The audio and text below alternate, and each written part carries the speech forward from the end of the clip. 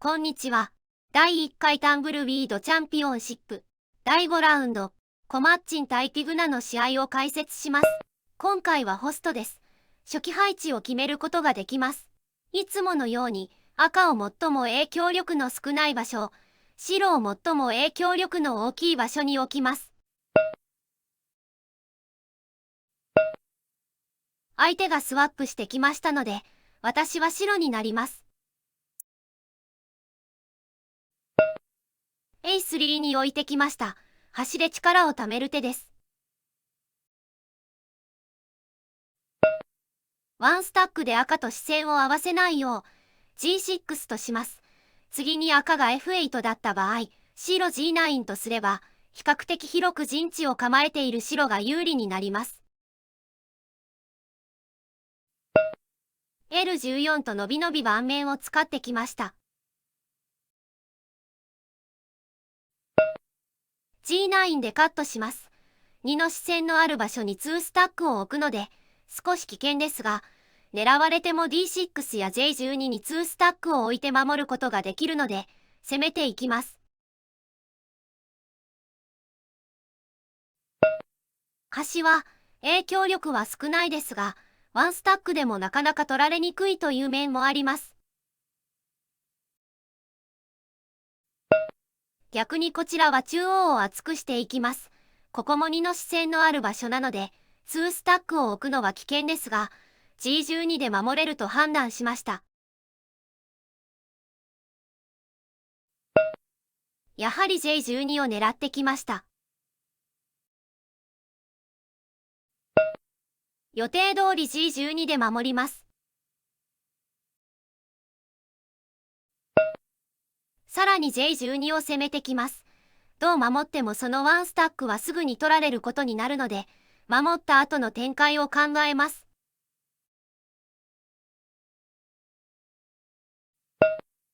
K13 を選びました。L13 や K14 で K13 を取りに来ている間に L12 を取りに行き、赤を端に抑え込む作戦です。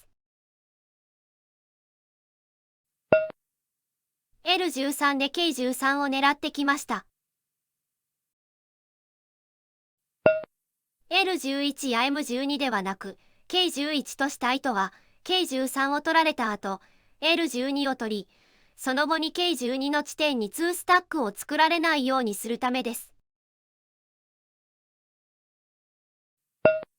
ここで単純に L12 を取ると、次に M13 で簡単に取り返される形になります。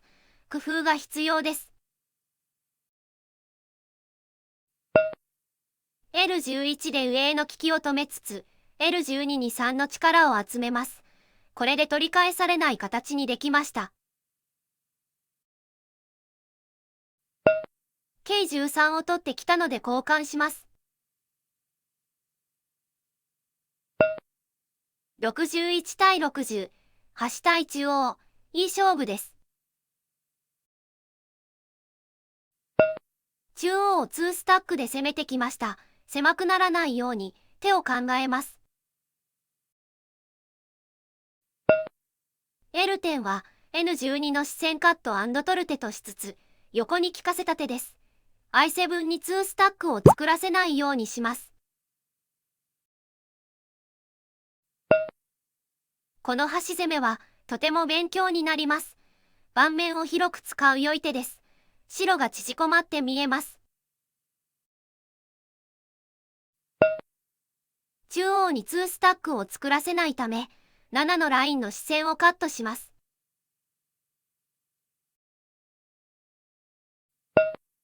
上側を陣地にしつつ、L 点が狙われます。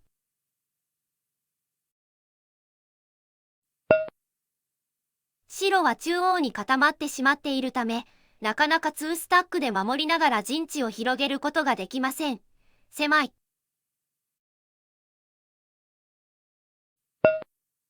先に白に E5 と置かれると E7 が取られてしまうため E5 に先に置いて守ってきました。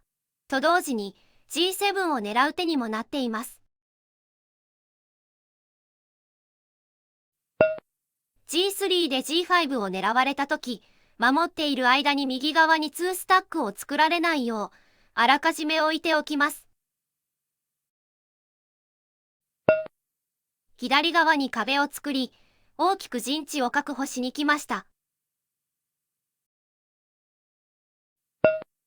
こちらは右下の一部を除き、G 列より右を確保できれば勝てると判断、J14 を狙いつつ、H 列に効かせました。下側を守りつつ、I 列に効かした手です。I 列への利きを抑え込みます。次に D7 で E7 を狙ったり、H13 で I13 を狙うことができます。E 点は左の壁を伸ばしつつ、L 点を狙う手です。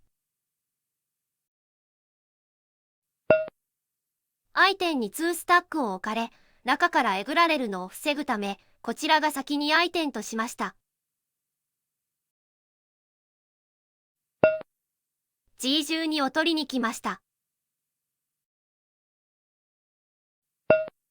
F11 で守りました。F 列に効かせる手でもあります。H13 は H12 と G12 の両取りの手です。厳しい手です。F 点で H12 を守っても、その後 G12 から H12 が取られてしまいます。よって、F12 から G12 を守ることとしました。H12 で壁を破られました。これ以上陣地を壊されないようにします。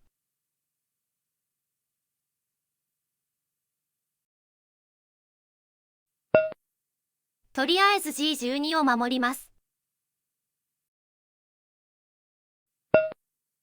壁をつないできました。ここは迷いましたが、F 点に3スタックを作られないようにしつつ、H12 を取り返すことを考えました。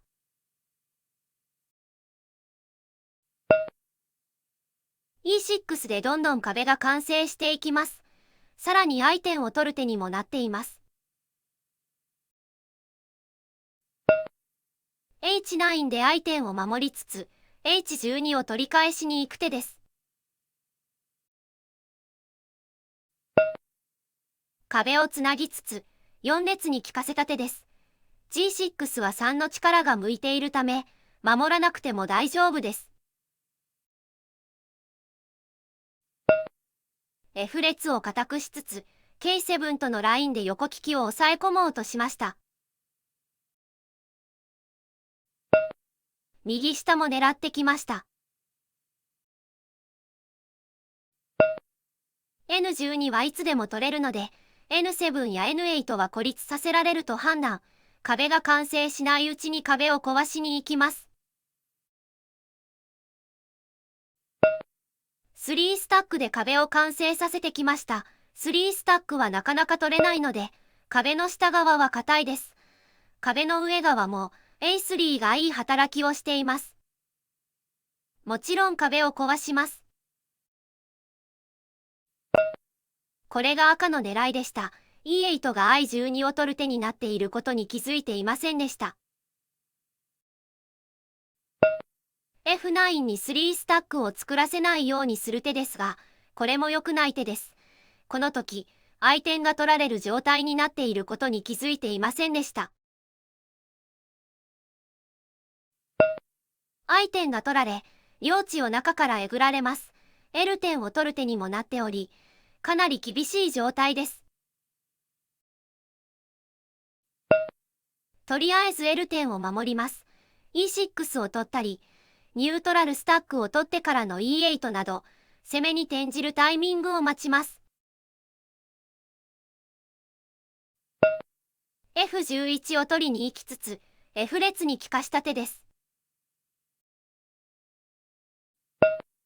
F11 を取られると、左下はすべて取られることになるので、仕方なく守ります。F6 で E6 を守ってきました。F7 や F8 に先に3スタックを作らせないよう F7 としました。これは F6 を取る手にもなっています。F6 を守りつつ、右下に利かした手です。ニュートラルスタックを取り、E8 を狙いつつ、右側にも利かした手です。D6 とした時に、E6 を3スタックにして守れるようにしつつ、左側を強化する手です。分かっていつつも、先に D 列に置かれると D6 に置けなくなるので、E6 を狙いに行きます。ここは C6 で C 列に効かせても面白かったかもしれません。E6 を強化し壁を守ってきました。これで上半分の壁を崩すのが難しくなりました。下の壁を崩しにかかります。左がこれ以上崩れないように守ってきました。BCD 列が空いていますが、遠くに白がないため、横にしか2スタックが作れず、侵入が難しい状態です。左へのこれ以上の侵入が難しいため、一旦左はストップ、右側を確実に自分の陣地にするよう、F3 の右下への視線をカットしつつ、F3 を狙いに行きます。E1 から F2 を狙ってきました。対応が難しい手です。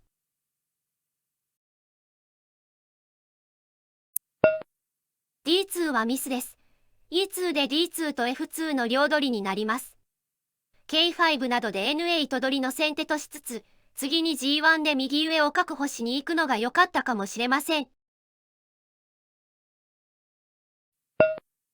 D5 としてきました。これも D6 と D2 の両取りの手です。F2 が生きているうちに F1 から E1 を攻めます。E1 とされても D2 と取って守れるので、K4 から右を切り崩してきました。とりあえず清算します。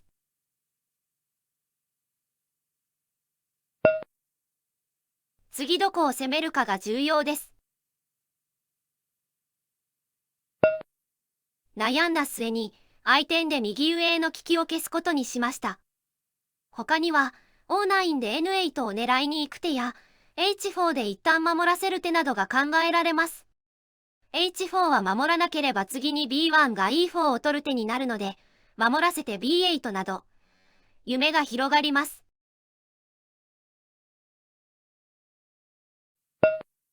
先に G4 から G5 を狙ってきました。ここはコーナーになるので、3スタックにせざるを得ません。G3 は F2 と K7 の両取りの手です。気づかず I4 としてしまいました。ちなみにこれは F2 が取られた時に、少しでも右上に陣地が残るようにしようとした手です。当然、K7 を取ってきました。だいぶ厳しくなりました。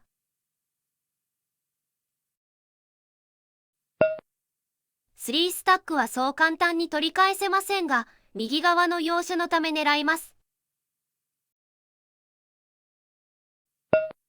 M6 は G6 を取る手、かつ M 列に効かせた手です。G1 が取られると、壁が崩れるため、守るしかありません。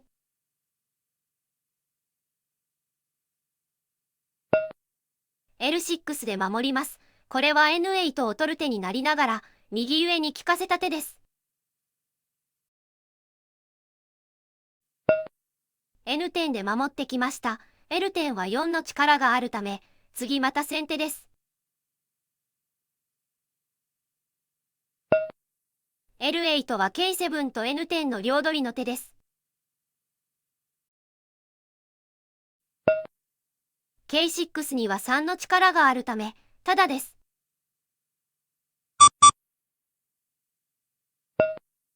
遠慮なく取ります。L5 は L6 を取る手です。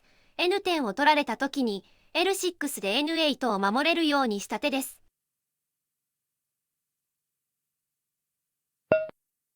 K7 よりも右下の攻防に関わる N 点を取りました。L6 を取られました。右上と右下、優先度が難解な局面です。時間に追われ、J11 としました。これは相点を狙う手ですが、それほど重要な手ではありません。他を優先させるべきでした。F2 を取られ、より右上で生きるのが難しくなりました。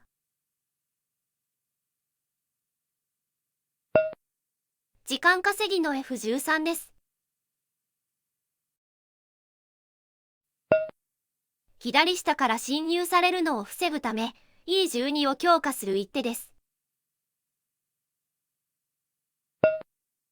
O9 から N8 を狙いつつ、王列を確保します。O8 から O9 を狙ってきました。N8 で守ります。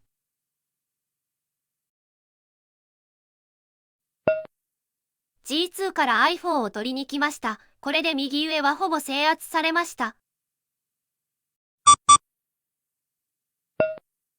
H1 としましたが、ここは粘るなら J4 でした。J4 は L6 を取る手ですので、先手を取れます。K4 を守るため、I4 を取ってきました。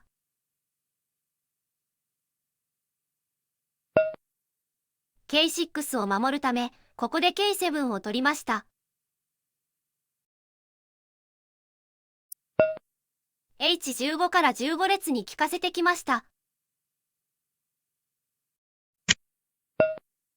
O15 は次に M13 に置き、L13 を攻めに行く手です。15列の利きを抑えに来ました。地味ですが、G14 の1マスを確保します。これは J14 を取る手になるため、先手が続く想定です。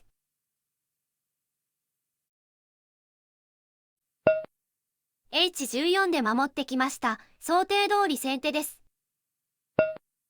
予定していた M13 を打ちます。L13 の強化で防御してきました。これでほぼ陣地が確定です。J12 を強化し、防御します。D6 を取られました。D7 ももうすぐ死にます。このまま終局すると負けるため、一花咲かせます。BC 列が開いているので、何かが起こるかもしれません。C7 は B7 と D7 の両取りの手です。構わず B8 とします。これは E11 を取る手になり先手を取れます。C9 で E11 を守ってきました。次の手が重要です。D8 を選びました。これは B7、B8 と取られつつ D9 から D8 を取りに来る間に I 点、F 点を取り E9 を取ることを見据えた手です。B7 を取ってきましたので予定通り H 点を取ります。D7 はただです。急いで取る必要もないので F 点を取った方が良かったです。3スタック同士の利きの場所である M7 を先に取ってきました。拮抗している場合、このような1ポイントの細かな稼ぎが重要になってきます。F 点で E9 を狙います。E9 を取られた後を見据え、あらかじめ E 点を強化してきました。E9 が取れました。ですがこれ以上はもう無理そうです。F1 から自陣に残った白を回収してきました。右上で少しでも生きれないか、最後の悪あがきをします。端で生きるためにはどこかで3スタックが必要です。赤も抑え込んできます。ここで J3 により I2 に3スタックが作れるため生き残れる形ができました。J3 を取りに来ました。先に I2 の場合 G1 から H2 が取られ、白は2つのスタックが残ります。先に G1 とした場合 H4、I2、H2 から J3 と G1 が取られ、同じく白は2つのスタックを残すことができます。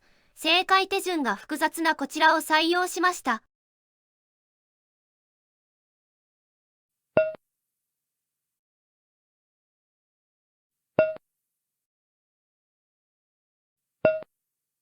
あとは陣形の整理です。流していきます。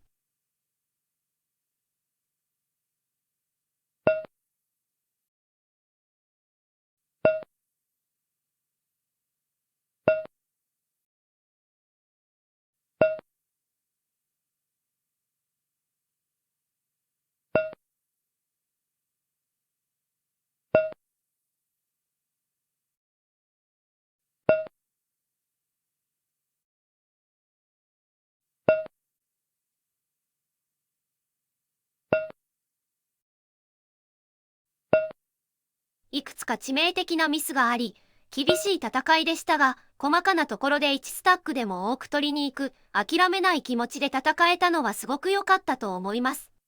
ここまでご視聴ありがとうございました。